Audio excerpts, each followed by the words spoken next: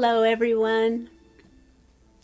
Recently, I was asked, as a part of the perceptual studies research on near-death experiences, to share my own NDE.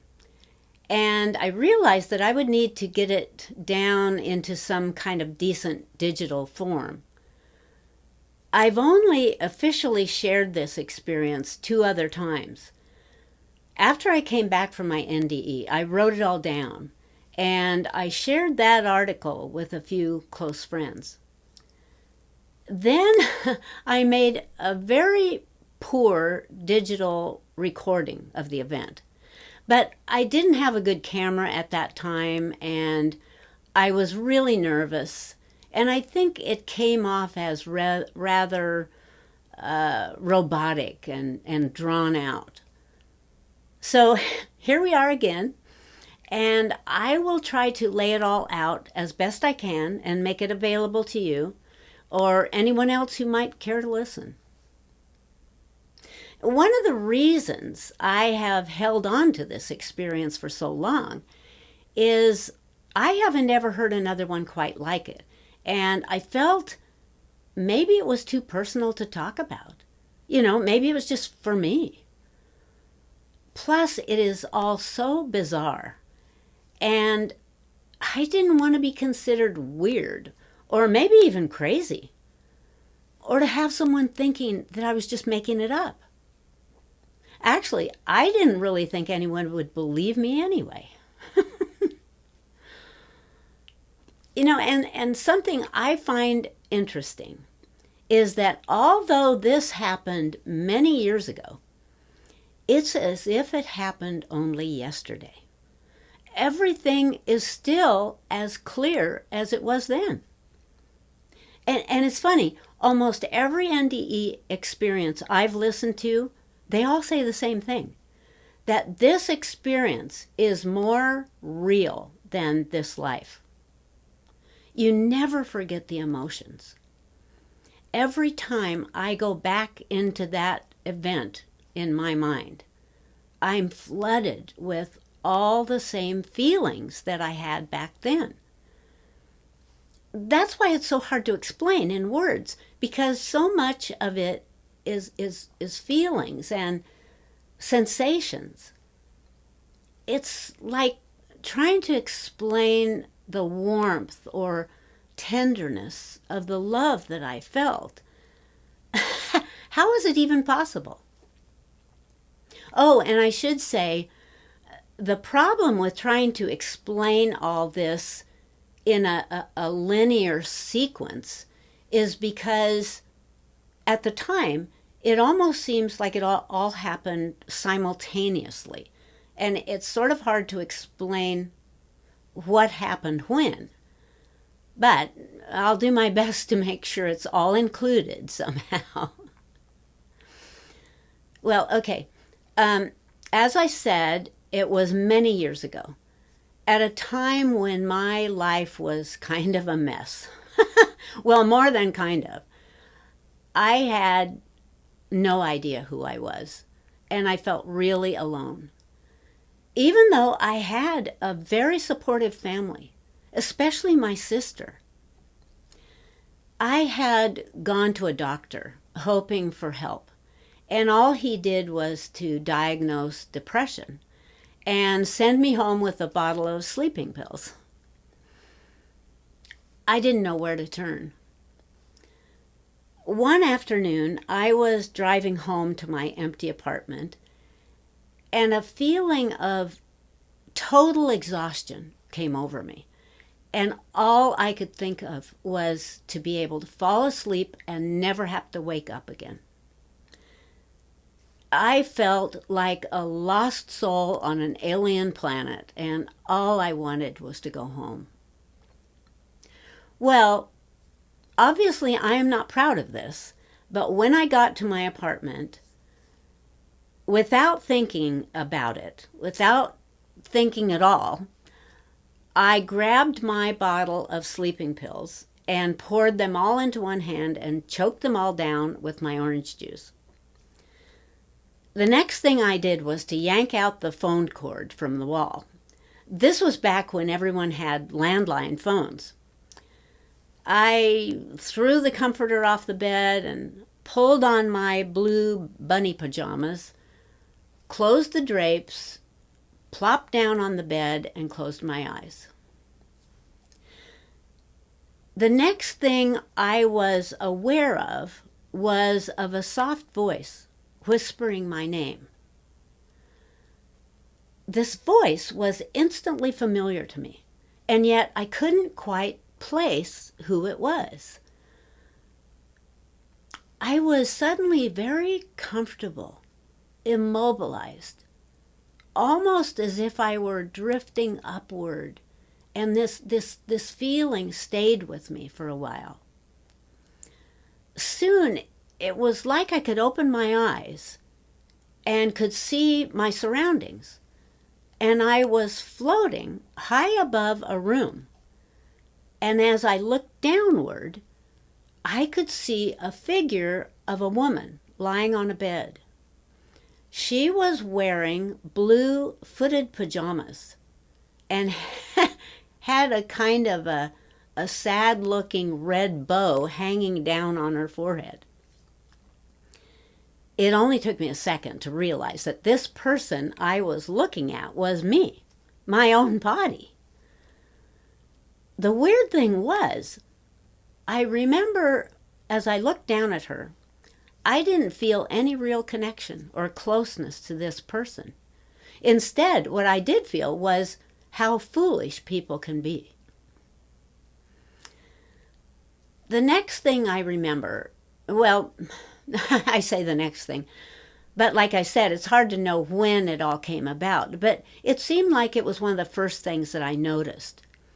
It was that voice again, the same voice that called my name. The instant I focused on that sound, I felt myself being drawn upward into a sort of radiant or shining mist that started swirling all around me. And here, I remembered that I wasn't in my body, yet I felt like me. But it was more like I was a sort of essence, maybe with an orb-like shape. Anyway, this illuminated mist formed into foggy cloud-like formations, and I was floating along on a breeze toward that voice. Here's another thing that's hard to explain, but it was like I was wrapped in a cocoon of light. Everything was brilliant white light, and the feeling reminded me of being tenderly held by a loving mother, warm and safe and completely loved. It seemed like I floated in this bliss for days, maybe weeks, like I was in an eternity.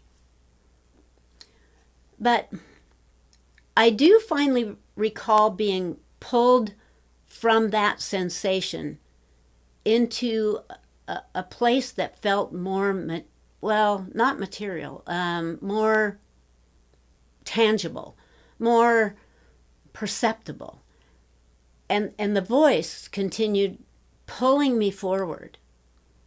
Again, I tried to place who it was that was speaking, but I just couldn't. You know how it is, like when you hear someone on the phone and you know you should recognize this person, but you can't quite identify who it is? At some point, a brilliant light began to form ahead of me. Or maybe I just finally noticed it. I'm not sure. The more I put my attention on it, the brighter and larger it grew. And there was a sort of rushing sound around me, like a strong wind, that made the voice harder to discern. And instead of speaking my name, it kind of changed into a soft pulsating hum, which I continued to hear throughout this experience, occasionally transforming into musical sounds or notes that seemed to be coming from everywhere, all around me. It was like being bathed in a beautiful melody. The closer I came to the light, my entire essence was immersed in a profound feeling of love, like an unconditional love, a love like I had never felt before or since. And again, the word love doesn't seem intense enough. It was more like a reverence or a passionate emotion, too powerful to describe. Like if I tried to describe it further, I would somehow tarnish the sacredness or significance of the moment. And you know, this experience, from my perception, could have taken place over years. Any recognition of time had absolutely disappeared. I have no concept for how long I hovered in this tranquil state, but it felt like it could have been a lifetime. And during this phase, I could hear words coming into my awareness. Some that I remember were like, "You are a magnificent energy being of light, a spark of divinity, whole and perfect, just as you are, a powerful creator. You have never left us and are only dreaming your life on earth. You are here safe and at home, and will be watched over and protected until you awaken from the dream." There was a continual stream of this sort of supportive dialogue, and I just kind of blissed out on the love. Then at some point, I became aware of another voice, or maybe not a voice, but a presence, prompting me back into consciousness, as it were. And I watched as a figure materialized in front of me. At first it was just a foggy haze, but as I watched, it developed into a human-like embodiment, which kind of glowed like it radiated light from within. It's kind of hard to put a gender to this glowing being, but I felt there was a notable feminine quality to the voice and a kind of etheric beauty, unlike anything I'd ever seen in life. She exuded such warmth and kindness, and I was immediately put at ease. You know, oddly, I never questioned where I was or what was happening to me during these moments. Yet everything felt strangely familiar, in many ways more familiar than the life I had just left. I'm not sure I could have even told you who I was at that point. So the first communication from this being was to inform me that I would probably not be staying in this realm. She explained that in all likelihood I would be returning to my body, but first would accompany her on a journey. Watching this delicate entity as she spoke to me, it registered that her mouth was actually not moving. Instead of speaking verbally, the information came straight into my mind, and not in words, but in large packets of information, each containing huge amounts of data, which were brought directly into my awareness. It was much as if I were remembering what I already knew, simply regaining intelligence that had been temporarily forgotten. And the more data I received, the more, how could I say this? The more expanded I felt, like I suddenly knew all the answers to the universe, and every question I had ever had was answered. The instant I came to this understanding, I felt myself moving again, and the environment around me changed. Now I was looking into what appeared to be a vast space or a large room. Everything was illuminated, filled with white light. In the center of the room was a large round table, surrounded by several chairs.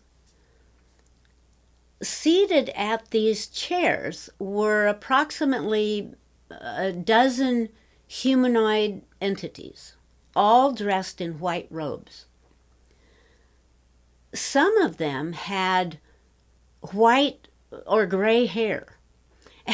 And I remember thinking, they must be very wise, advanced beings. I guess to me the gray hair was a sign of wisdom.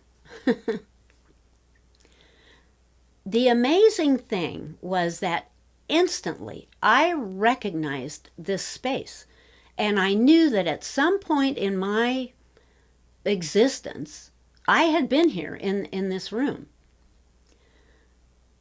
I was told that these beings are like a council that helps to guide and advise souls who are in the planning stages of an incarnation. And at that very second, I remembered why this was familiar to me. These same beings were the ones that I had called my guardians as a child. Well, I'm not sure when this happened, but I now was in a body that felt more like mine, only like it was made of energy or light. I sat at this table with these amazing beings for what seemed like hours, as they explained to me who I was and why I was here and why I had come to Earth for this human life. This was all done telepathically. They told me that before I had come into the body, they had assisted me, as they do all incoming souls, in creating a script for this upcoming lifetime. Through my own choices and their advice and guidance, an outline is created, providing a map toward the intended goals of that lifetime. And the more knowledge they shared with me, the more I remembered that experience. For example, I clearly recalled the process of choosing my own body, how each feature and characteristic was considered toward the goals of this upcoming incarnation. Physical appearance, personality traits, attitude. One thing that was made very clear to me at that time was being advised that a high vibration, optimism, a happy, light heart would be very important. And this part just blows me away. They reminded me that I had volunteered to come onto planet Earth with many other souls to fulfill a particular need at a crucial time in the evolution of humanity, and to help with the Earth's transition into a higher density. They informed me that this was not the only time I had done this sort of task, but was the only time I had taken on a human body. They said that during these initial planning stages, souls are shown what to expect and warned how dangerous this planet could be with mankind's tendency toward violence. It's explained that what they call the Earth School is the most demanding in all universes, and that by coming into this lower density with all of its violence and chaos, there would be a remote possibility of becoming lost within this sea of human emotions. They explained that it could be pretty challenging to consistently hold that high vibration while surrounded by such potential darkness. However, they also assured me that I would never be alone and would always be guided and advised. Nevertheless, through free will, there is always a possibility of divergence from the script. And if this were to happen, they indicated that I would then be on my own to find my way back, and that all they could do would be to continue offering guidance and hope that I followed it. They explained that, as a rule, throughout these planning sessions, the incarnated soul meets with this council and other souls who will be participating in the journey with them, like those who would become friends or family members, or even enemies and rivals, would be chosen to challenge the soul into reawakening. Numerous decisions are made during this time. Place of birth, nationality, parents, physical appearance, like I said, intellectual capacity, talents and abilities. And these are all written into the script. The soul, with the help of the guides, must also decide on a personal objective, something that they hope to accomplish for their own evolution, and then add each component toward that end, choosing every significant encounter, event, relationship.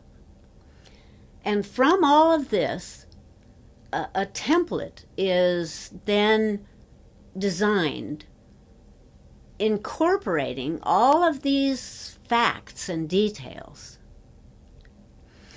I was again reminded that I had agreed to come in with a group of souls who would be incarnating all around the globe with the collective goal of lifting human consciousness.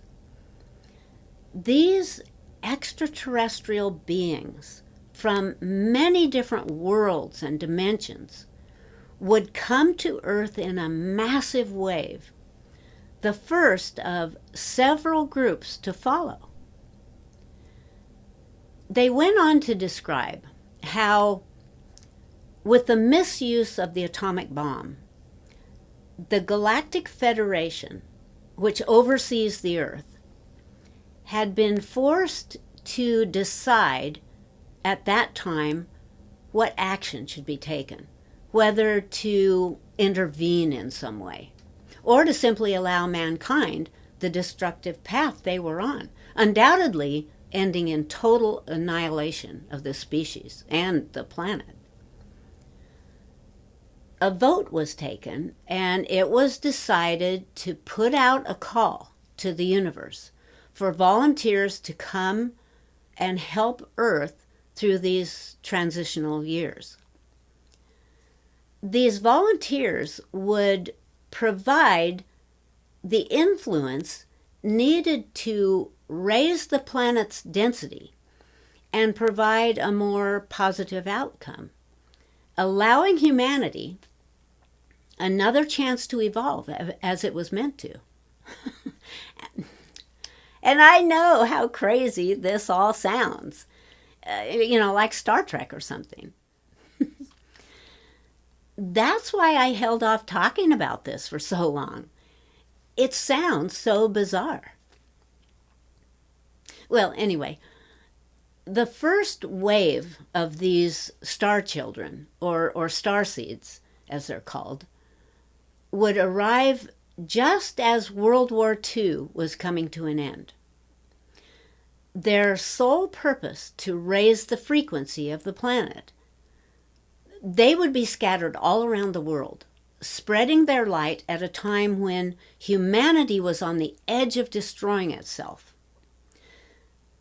These children would carry an individual soul signature and would be monitored and assisted throughout life. Their level of inner awareness and higher resonance would inspire some to become teachers or scientists, philosophers, writers, or performers. And although a large majority of these new humans would choose very normal lives, raising families and pursuing careers, others would be loners, attracted to very simple contemplative lives.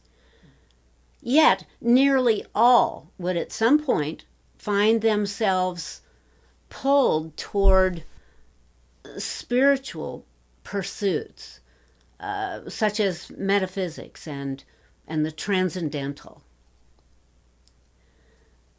Before coming into a human body, each of these volunteers would be informed how difficult life on Earth could be, especially for first-timers.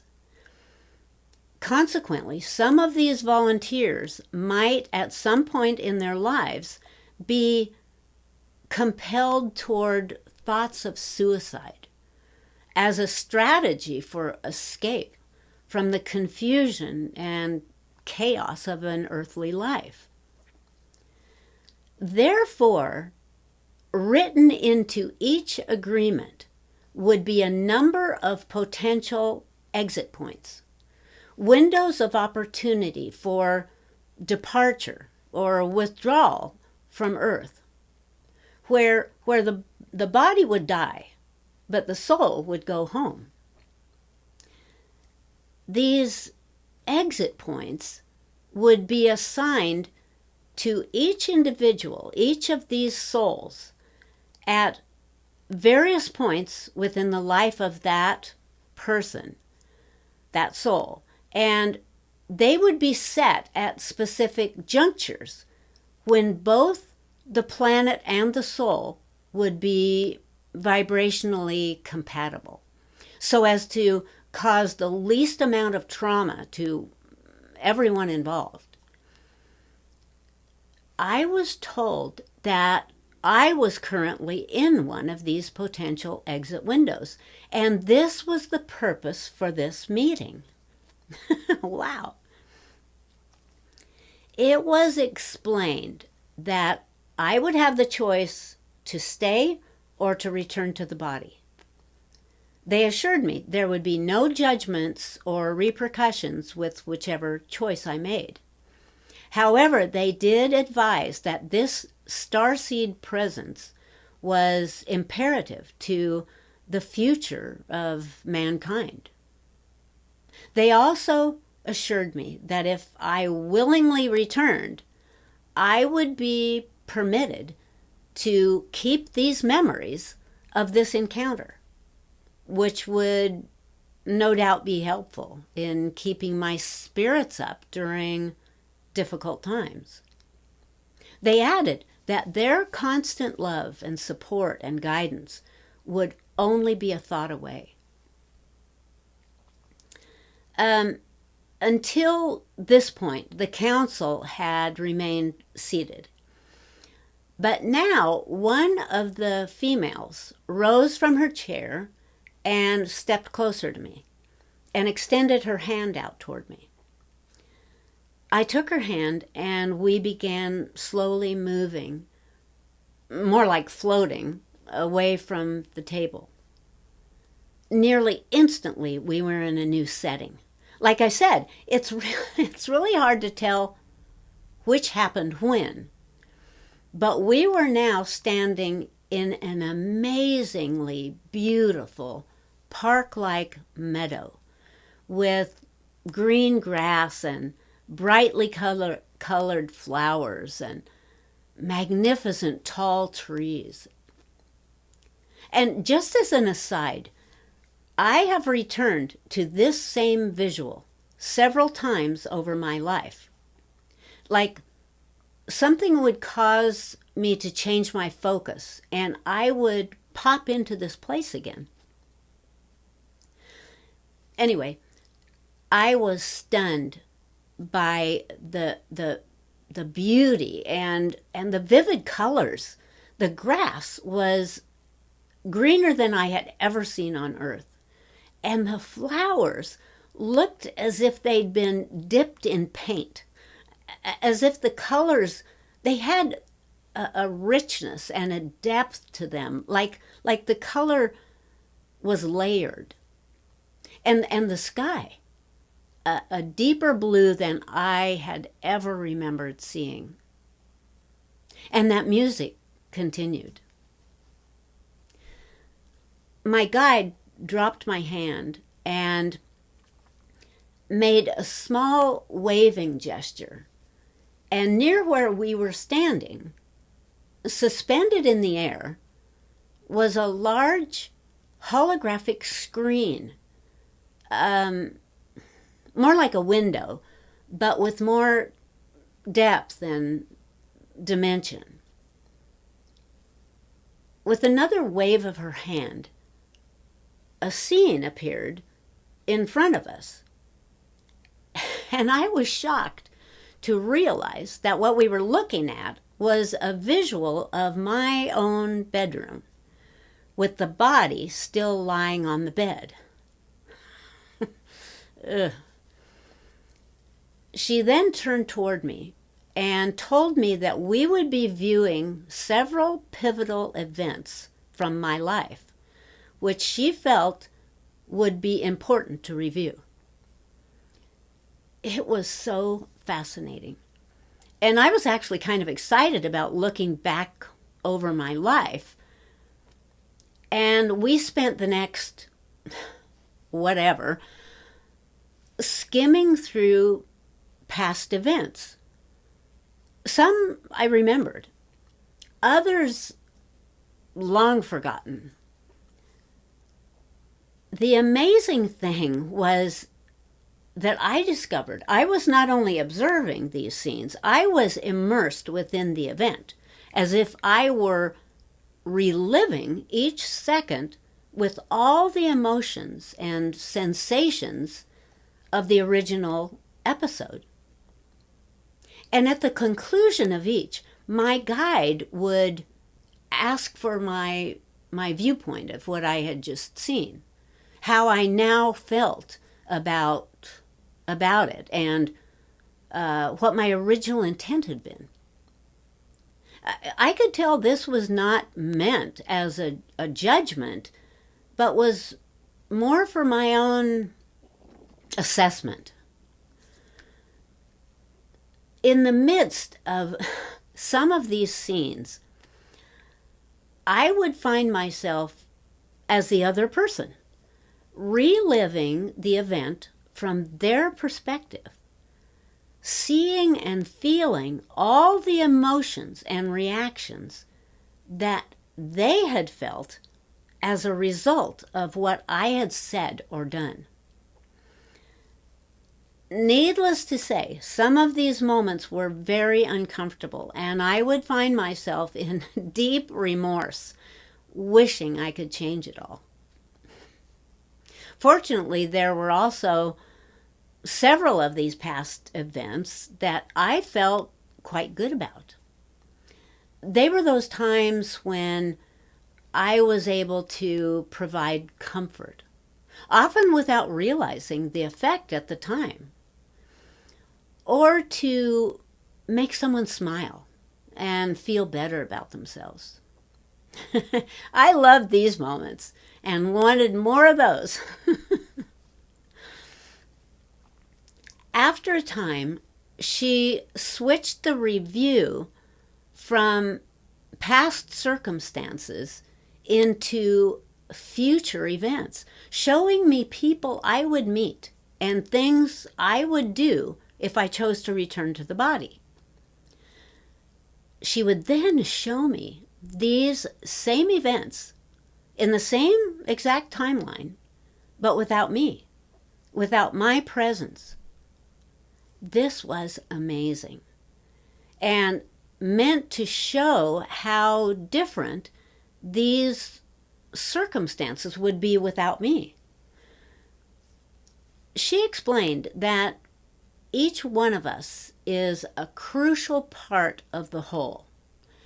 And when one departs early, everything on that timeline is altered and must adapt to those changes, which then creates an entirely different timeline, a different future. I was then given glimpses of a new earth and a society without war. I was told that this was one potential for humanity. If a large enough percentage of souls could raise their frequency and evolve toward a more loving state. I was shown a world at peace, with no need for money or government, where communities worked and played together for the greater good. In this probable future, there was no longer illness or disease, and every life was valued. The entire planet was once again in balance, and nature was restored, and all of humankind had developed a deep reverence and respect for the earth and for each individual life. As I watched this amazing world unfolding before me, I looked into the faces of the people, and I felt such love and gratitude for the miracle of hope and renewal.